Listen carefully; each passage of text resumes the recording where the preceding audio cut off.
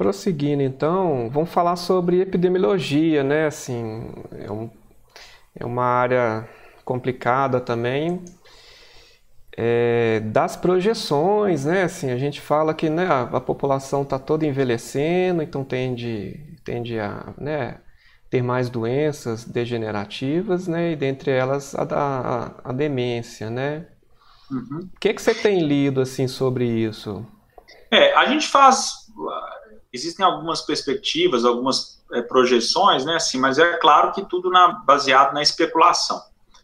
Para você ter uma ideia, Leandro, quando a gente começou a estudar a doença de Alzheimer, a ideia que se tinha é que era uma doença realmente de idosos, né, de velhos, e que então essa doença acometeria de forma avassaladora os países desenvolvidos, porque são países que a população já estava mais velha, naquela história da pirâmide etária que a gente conhece, e esse envelhecimento geraria, então, um impacto muito grande nos países envolvidos, como, por exemplo, o Canadá, que é um país que tem uma taxa de natalidade muito baixa, então é um país velho, né, um país idoso, como é a Itália, né, nessa história da Covid, a gente viu o estrago que a Covid fez na Itália, porque a Itália é tomada por pessoas idosas.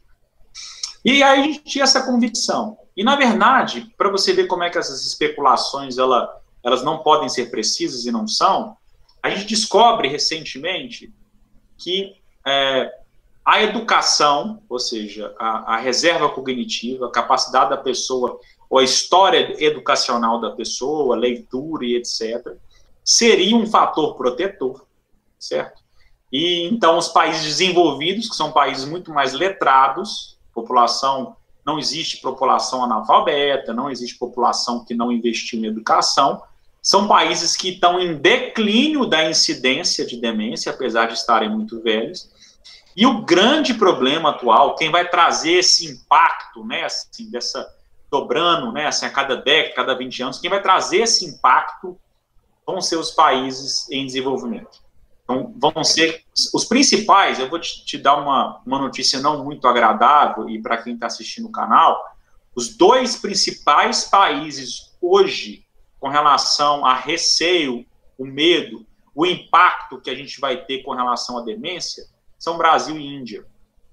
São dois países emergentes, dois países muito populosos, dois países com questões sociais muito graves, inclusive falta de educação, falta de higiene, falta de saneamento básico, falta de cuidados com a saúde, né, assim, o atendimento à saúde precário. Então, esses países vão ter muito trabalho, né? Eu imagino que o Brasil, por volta de 2030 até 2050, a gente vê um cenário desastroso. E o detalhe é que a gente fala assim, poxa, nós estamos em 2021, né? Vamos mudar isso até 2030, 2050? Não dá Aí, tempo, né? exatamente, os estudos mostram que a gente já passou do ponto de conserto disso. Hoje em dia a gente pode até conseguir atenuar de alguma forma, mas não dá tempo mais. Então a gente vai passar por um problema gravíssimo relacionado à demência entre 2030 até 2050. Uhum. E tem mais. Essa ideia, a ideia do estudo gerar proteção para a demência, e a gente falou assim, não, então vamos investir em educação para todo mundo, e era uma ideia boa, né, assim, a gente poderia investir em educação, e acho que ainda é o melhor caminho para nos proteger futuramente dessa questão da demência, mas estudos muito recentes, estudos do ano passado, estão desmentindo a ideia de que educação protege.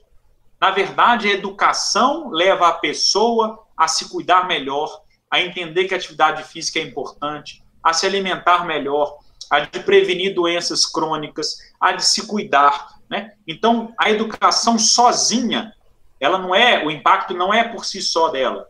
O impacto é muito maior. Claro que ela tem o seu peso, mas ela gera toda uma consequência na história de vida, na experiência de vida do indivíduo, que acaba que todos esses fatores protegem o indivíduo, sim, da demência. É por isso que nos países envolvidos, apesar da prevalência, ou seja, a quantidade de pessoas que estão com demência hoje ser alta, a incidência, ou seja, o número de casos novos por ano não tem aumentado. Uhum.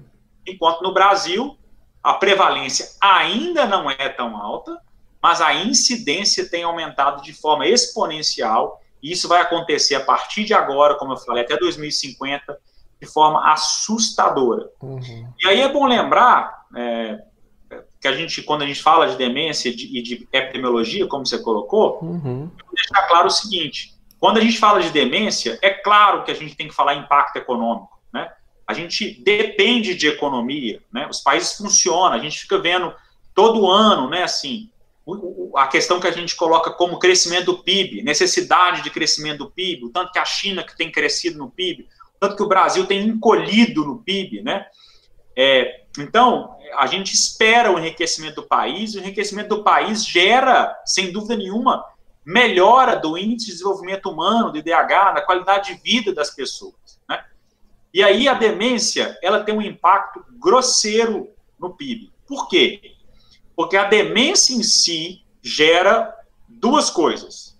A pessoa que tem demência para de trabalhar, de forma óbvia, não produz mais, e ainda gera gasto com remédio, por exemplo, né? Assim, a gente depende muito do SUS, do fornecimento das medicações na Secretaria de Saúde. Então, isso já é um problema. E segundo problema, Leandro, quando uma pessoa tem demência, ela não fica sozinha sem trabalhar. Ela carrega alguém. A não ser que a família tenha uma condição muito privilegiada, e a gente sabe que são uma minoria absoluta, né, do nosso país, para contratar alguém, dessa forma, estaria gerando emprego, mas isso é a minoria absoluta. O que acontece na maioria da nossa população é que o paciente com demência tira alguém do mercado, essa outra pessoa deixa de produzir para poder ficar em casa cuidando da paciente. E aí eu acho que é uma cena interessante do filme, que você, como colocou muito bem, é uma família de condições financeiras privilegiadas, mesmo para um país desenvolvido, né? Mesmo para os Estados Unidos, ela é uma família que você vê que tem condições.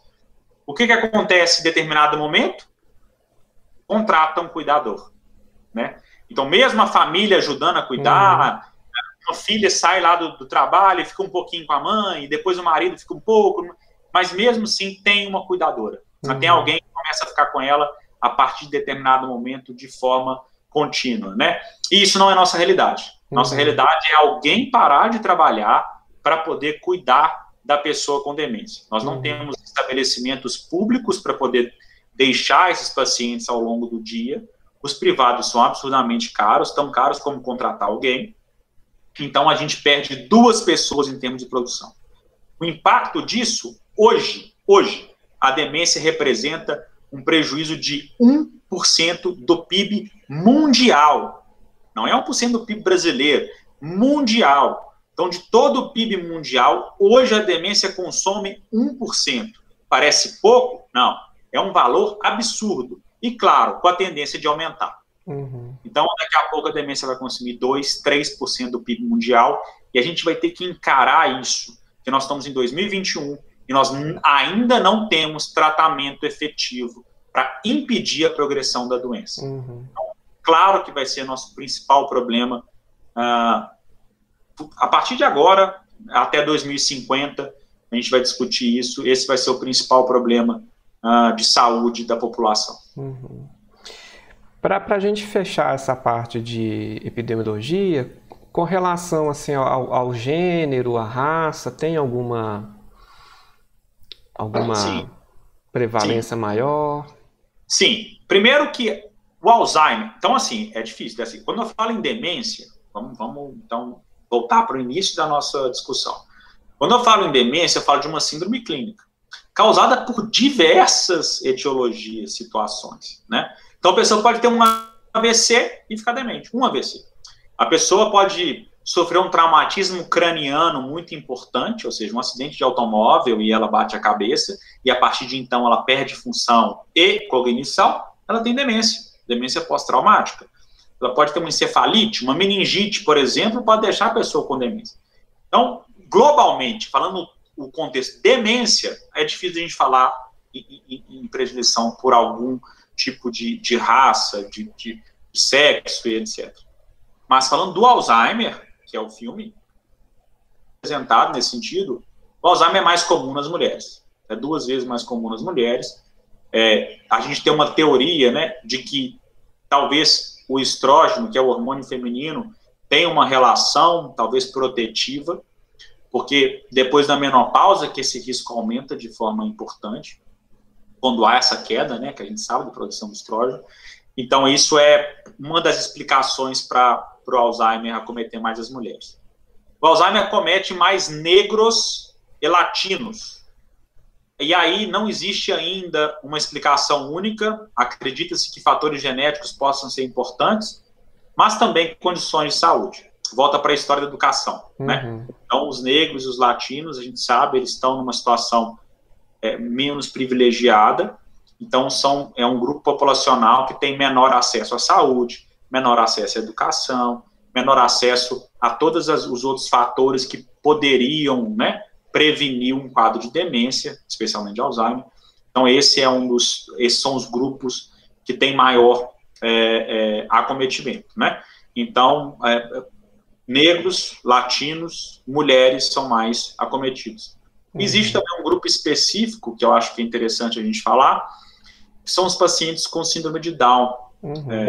A trissomia do 21, que é a síndrome de Down, são pacientes que têm uma incidência altíssima de demência, porque existe uma mutação específica no gene do cromossomo, né, 21.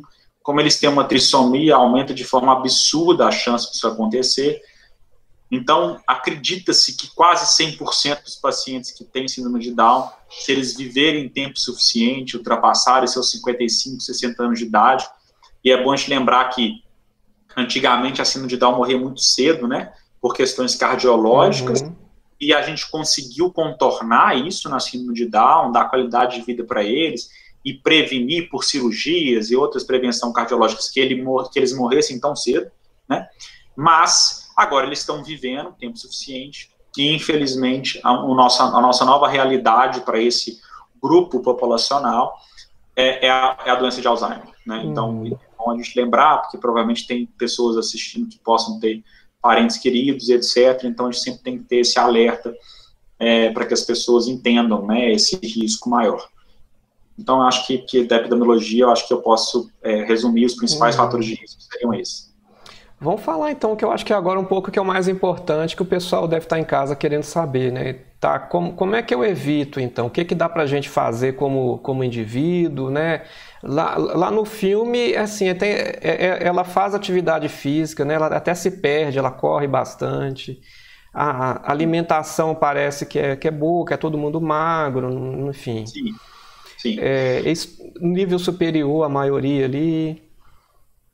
Assim, então no filme, eu acho que isso é um recado interessante do filme, porque ele passa essa mensagem, né, que as pessoas têm que tentar, tanto é que quando ela descobre, o médico fala, faz atividade física, beba muita água, etc. E são fatores que eu vou resumir depois como os mais importantes. Mas aí eu tenho que te deixar desanimado no caso dela, porque ela tem um Alzheimer geneticamente determinado. Como o próprio médico disse com relação aos filhos, 100% de chance dela ter Alzheimer se ela viver tempo suficiente. Pode ser que ela pudesse ter morrido com 45 anos por outras questões, e isso é a única forma que poderia impedir que ela tivesse doença de Alzheimer, é morrer antes de ter.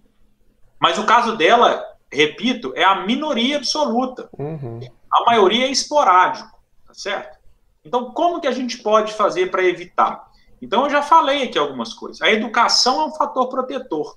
Pela educação em si, né, por a pessoa ter uma atividade cognitiva importante, que a gente não tem certeza que sozinha consiga isso, mas porque a educação gera cuidados maiores com a saúde. Quais são eles? Uma alimentação saudável, atividade física, manutenção de níveis pressóricos e de glicemia, né, diabetes e pressão alta, dentro dos valores aceitáveis e recomendados, noites de sono de qualidade, evitar consumo excessivo de substâncias psicoativas, como, por exemplo, o próprio álcool, né, que é um fator de risco, e também psicoativos ilegais também são fatores de risco, né? Então, isso também são formas de prevenção. Episódios depressivos são fatores de risco, então, eles tratados, bem tratados, a gente consegue ter uma ideia que possa ser uma forma, né, da gente postergar esse diagnóstico. Mas existem também, tem um estudo interessante do Lancet, se não me engano, que é uma revista super conceituada, que tentou apresentar os fatores de risco, né, para a gente saber como proteger. E aí veio lá sedentarismo, diabetes, pressão alta, consumo de álcool, etc.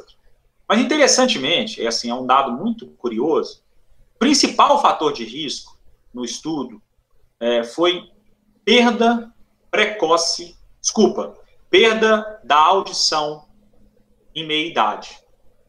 Isso despertou uma curiosidade muito grande nos pesquisadores, porque, cara, poxa vida, com tanta coisa que a gente imaginava que poderia ser fator de risco, por que perder a audição no meio da vida é um fator tão importante? E por que a pessoa que nasce surda não tem fator de risco? Né? Uhum. E aí a especulação teórica, além de achar em exames de imagem que tem uma redução de lobo temporal nessas pessoas que ficaram surdas, mas não é só isso. A explicação teórica, a especulação dos pesquisadores é que esses pacientes, essas pessoas que perdem a audição no meio da vida, elas não têm um engajamento de desenvolver outras formas de linguagem, como quem nasce surdo. E quem nasce surdo, ele vai desenvolver outra forma de se comunicar, isso não tem jeito.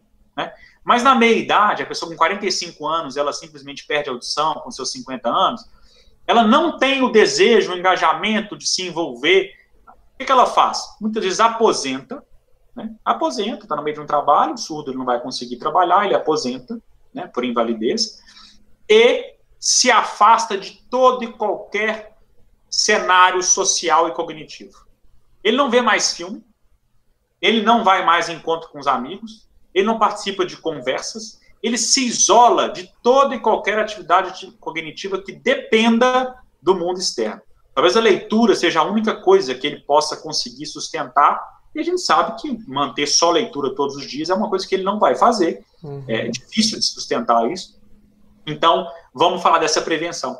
Né? Vamos falar de sustentar uma vida social saudável, sustentar atividade cognitiva, se manter engajado com trabalho, mesmo que seja, eu falo com meus pacientes, o paciente aposenta. Ok, não quer trabalhar mais com cobrança? É ótimo, um direito, acho bacana. Mas faça algo. Se envolva com trabalhos filantrópicos, com caridade, sem compromisso. Vá 2 vezes por semana em algum lugar para poder contribuir com a sociedade.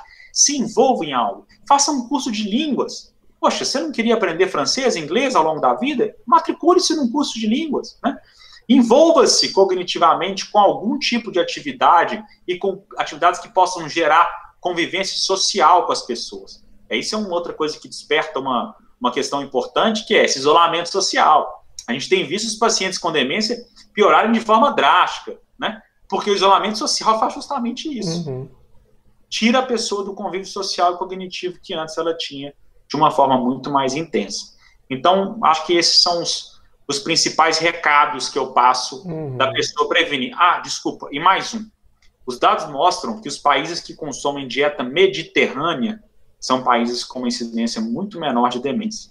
E tem alguns estudos mostrando já que a incorporação de dieta mediterrânea não só previne o diagnóstico de Alzheimer, como também pode lentificar de alguma forma, claro que de forma não muito intensa, a progressão da doença.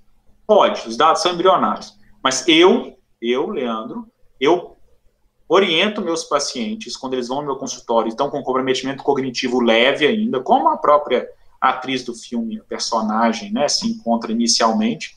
Eu, além de recomendar tudo isso, exercícios cognitivos, assim, já tem alguns trabalhos mostrando que a atividade cognitiva treinada, né, chama de treinamento cognitivo, pode ajudar. No filme ela faz isso, né? Ela começa a fazer uns joguinhos de palavra com a filha, né? Isso pode ajudar. Eu peço para meus pacientes consultarem com uma nutricionista e tentarem incorporar uma dieta mediterrânea. Grande problema disso? Dieta mediterrânea é cara. Infelizmente, ela é cara. Ela é baseada em castanhas, né? Assim, em óleos essenciais de boa qualidade, que estão nesses cereais, que estão no abacate, por exemplo. Frutos do mar, né? Assim, como é que a gente vai falar para uma população nossa, a esmagadora maioria, para consumir um salmão, para consumir um atum? As pessoas têm dificuldade de consumir o básico, né? Consomem ovos de vez em quando com preço absurdo da carne. Então, infelizmente, esse é um problema. Né? A consigo prescrever essa dieta mediterrânea para a população privilegiada que possa me procurar. Sim.